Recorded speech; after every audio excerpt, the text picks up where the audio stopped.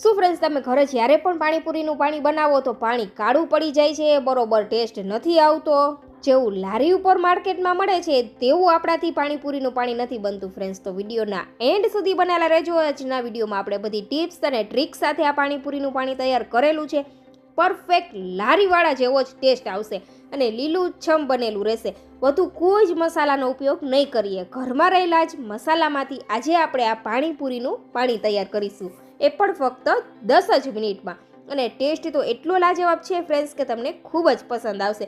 તો વિડીયોના એન્ડ સુધી બનેલા રહેજો. વિડીયો પસંદ આવે તો ચેનલને સબસ્ક્રાઈબ કરવાનું તો ભૂલતા જ નહીં. તો સૌથી પહેલાં ફ્રેન્ડ્સ આપણે અહીંયા લીધું છે ફુદીનો, કોથમરી અને લીલા મરચાં.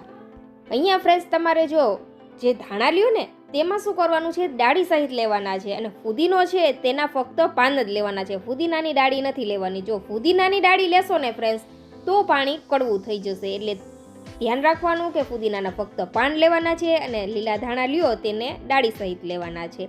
તો હવે આપણે પરફેક્ટ માપ જોઈ લઈશું. જેટલું તમે ફુદીનો લ્યો ને એના ડબલ તમારે ધાણા લેવાના છે. અને તીખાસ માટે તમે લીલું મરચું તમારા પસંદ અનુસાર વધુ ઓછું લઈ શકો છો. હવે પરફેક્ટ લારીવાળા જેવો ટેસ્ટ આવે ને ફ્રેન્ડ્સ, તેના માટે આપણે થોડું લસણ ઉમેરીશું. જો ખાતા હોય ને તો જરૂરથી ઉમેરજો, ખૂબ જ સરસ ટેસ્ટ આવશે. અને 1 ઇંચ આદુનો ટુકડો ઉમેરી દેવાનો છે. અને આ રીતે આપણે 1 લવિંગિયું મરચું ઉમેરીશું, જેને લીધે તીખાસ છે ખૂબ જ સરસ આવશે. અને બીજા આપણે મીડિયમ એવા મોડા મરચાં ઉપયોગમાં લેશું. અને 1 લીંબુનો રસ ઉમેરી દેશું. લીંબુનો રસ ફ્રેન્ડ્સ ખાસ ઉમેરવાનો. જો લીંબુનો રસ નહીં ઉમેરો ને તો આ ચટણી પીસતી વખતે ચટણી કાળી પડી જાય છે. એટલે તે વાતનું ફ્રેન્ડ્સ તમારે ખાસ ધ્યાન રાખવાનું છે. એટલે થોડા બરફના ટુકડા ઉમેરવાના છે. બરફ ઉમેરવાથી પણ પાણીનો કલર સરસ જળવાઈ રહે છે. તો હવે થોડું એવું પાણી ઉમેરી દેશું અને એકદમ ફાઇન એવી પેસ્ટ આપણે તૈયાર કરી લેશું. તો તમે જોઈ શકો છો લીલુંછમ એવું આપણું પાણીપુરીનું પાણી તૈયાર છે, પેસ્ટ. તો હવે આપણે લઈ લેશું પાણી ફ્રેન્ડ્સ આપણે ઠંડુ જ લેવાનું છે. થોડા એવા બરફના ટુકડા લીધા છે આપણે સાથે. તેની અંદર આ બધી પેસ્ટ આપણે ઉમેરી દેવાની છે. ફક્ત 10 થી 15 મિનિટમાં જ તમે આ પાણીપુરીનું પાણી બનાવીને તૈયાર કરી લેશો. જાજી કાંઈ જ તામઝામ છે જ નહીં. ને કલર તમે જોઈ શકો છો ફ્રેન્ડ્સ કેટલો સરસ ગ્રીન આવેલો છે. તો બસ હાલો હવે આપણે તેમાં સિમ્પલ મસાલા કરીશું.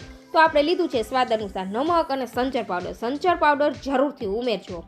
સાથે 1 ચમચી આપણે લીધો છે જલજીરા પાવડર. થોડી એવી અડધી ચમચી જેટલી હિંગ ઉમેરવાની છે. હિંગ જરૂરથી ઉમેરજો, ખૂબ જ સરસ ફ્લેવર આવશે. 1 ચમચી શેકેલા જીરા પાવડર અને અડધી ચમચી મરી પાવડર ઉમેરી દેશું. અને સારી રીતે મસાલાને પાણી સાથે મિક્સ કરી દેવાના છે, જેથી ખૂબ જ સરસ એવો ફ્લેવર આવે. બસ આટલા સિમ્પલ મસાલા ઉમેરવાના છે.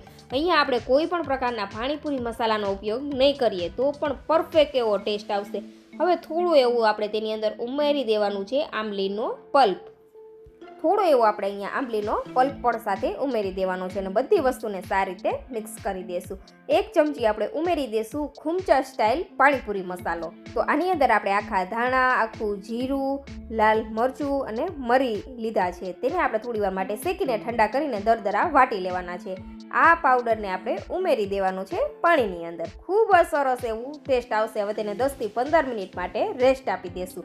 ત્યાં સુધીમાં આપણે બનાવી લેશું સુંદર ચટપટો એવો આપણે પાણીપુરીનો મસાલો. તો તેના માટે બાફેલા બટેકા, બાફેલા ચણા, થોડી એવું આપણે ડુંગળી લીધી છે ઝીણી સમારેલી, અને ખુમચા સ્ટાઇલ પાણીપુરીનો મસાલો હતો તે લીધો છે. અને અડધી ચમચી આપણે ચાટ મસાલો ઉમેરી દેશું. અને સાથે 2 ચમચી આપણે કોથમીર, ફુદીના, ધાણા, મરચાંની ચટણી ઉમેરી દેવાની છે. બસ હવે મસાલાને સારી રીતે મિક્સ કરી દેવાનો છે. અને થોડા લીલા ધાણા ઉમેરી દેશું. અહીંયા ફ્રેન્ડ્સ મસાલાની અંદર ચટપટો ફ્લેવર જોતો હોય ને તો થોડો એવો આંબલીનો પલ્પ ઉમેરી દેવાનો. જો પસંદ હોય ખટાશ તો ઉમેરવાનો, અથવા સ્કીપ પણ કરી શકો છો. તો હવે મસાલાને સારી રીતે મિક્સ કરી દેશું. ઘણી વખત ફ્રેન્ડ્સ આપણે માર્કેટમાં પાણીપુરી ખાવા જઈએ ત્યાં ગ્રીન મસાલો હોય છે. તો આ રીતે તમે આ ગ્રીન મસાલો બનાવશો ને તો પાણીપુરીનો ટેસ્ટ 100 ગણો વધી જશે. હવે આપણે બનાવી લઈશું બધાનો ફેવરેટ એવો પાણીપુરીનો લાલ મસાલો.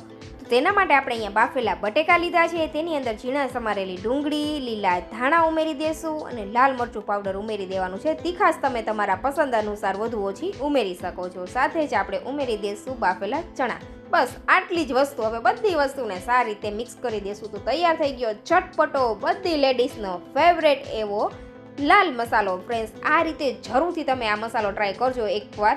ખૂબ જ સરસ એવો ટેસ્ટ આવે છે. તમે તેના ફેન થઈ જવાનો છો. સાવ સરળ સિમ્પલ રીતે જ આપણે આ બંને મસાલા તૈયાર કરેલા છે. પહેલી વાર બનાવશો ને તો પણ તમારે લારીવાળાથી પણ સરસ એવો ટેસ્ટ આવશે. અને આ રીતે જો આ મસાલા અને પાણી તૈયાર કરી લેશો ને ફ્રેન્ડ્સ, એટલે માર્કેટમાં તો તમે પાણીપુરી ખાવાનું ભૂલી જ જશો, એટલો સરસ ટેસ્ટી બને છે. તો આપણું પાણીપુરીનું પાણી પણ સરસ ઠંડુ થઈ ગયું છે. તો હવે તેમાં આપણે લીંબુની સ્લાઇસ, લીલા ધાણા અને ઝીણી સમારેલી ડુંગળી ઉમેરી દેશું અને થોડા એવા ચીલી ફ્લેક્સ ઉમેરી દેશું, જેથી દેખાવ ખૂબ જ સરસ આવે. તો ચાલો, હવે આપણી પાણીપુરીની દુકાન તો લાગી ગઈ છે. તો આવી જાઓ બધા વ્યુઅર્સ પાણીપુરી ખાવા માટે. કેની પાણીપુરી ફેવરેટ છે ફ્રેન્ડ્સ, કમેન્ટ કરીને જરૂરથી જણાવજો. અને તમે પણ એકવાર આ ટ્રીકથી પાણીપુરીનું પાણી જરૂરથી ટ્રાય કરજો ફ્રેન્ડ્સ, તમે તેના ફેન થઈ જવાના છો. અને આજની આ રેસીપી તમને પસંદ આવી હોય ફ્રેન્ડ્સ, તો વિડીયોને એક લાઈક જરૂરથી કરી દેજો. અને આ વિડીયો તમે કયા ગામ, કયા સિટીમાંથી જોઈ રહ્યા છો તે પણ કમેન્ટ કરીને જરૂરથી જણાવજો. અને આ ટ્રીકથી ફ્રેન્ડ્સ તમે પાણીપુરીનું પાણી બનાવશો ને ફ્રેન્ડ્સ, એટલે ગેરંટીથી પહેલી વારમાં જ તમારાથી પરફેક્ટ એવું પાણીપુરીનું પાણી બનીને તૈયાર થશે. તો જરૂરથી ટ્રાય કરજો.